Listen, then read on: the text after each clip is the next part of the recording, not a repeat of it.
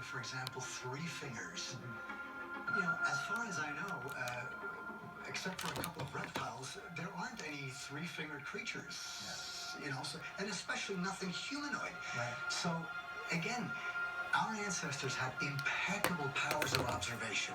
That's all they did all day. So they have hieroglyphs in Utah that match the ones in Iraq. Exact same hieroglyphs. Creatures. Hold on, let me see if I can roll it back. Just a minute. Just a minute.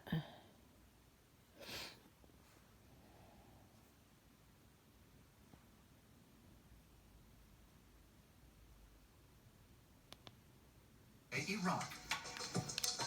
According to the Sumerian writings, the Anunnaki descended upon a mountain, shining like the sun, and shared profound wisdom with the human race. Look at all the different types of beings here. And then all the way across there, you've still got even more variety. I mean, this is almost like a meeting place of all these different worlds and different beings.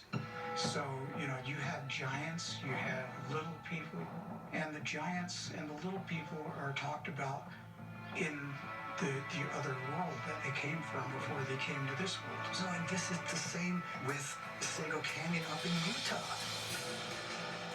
You have these massive carvings and petroglyphs. So the fact that we have these virtually identical motifs to me suggests they're all taught by the same teachers. And the guy here with the horns, which could be rays, right next to the gray alien, he's got horns or rays coming off of his head. Mm-hmm. You see that in Valcamonica in Italy. Yes, you do. All kinds of different places. And again, pointing to the idea that these could be luminous or radiant beings that they're portraying.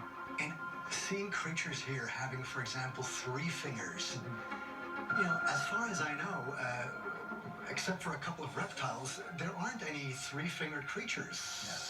You know, so, and especially nothing humanoid. Right. So, again, our ancestors had impeccable powers of observation. That's all they did all day. They observed. And so your estimation then, too, is that this was not a bunch of kids, you know, on a Saturday night not knowing what to do. Absolutely not. These were people that came here with a purpose. Mm-hmm. And the purpose was to put their history on the wall, showing where they came from, where they were going. John, this is incredible. And what I love the most is the access. I mean, I've never been face to face like this.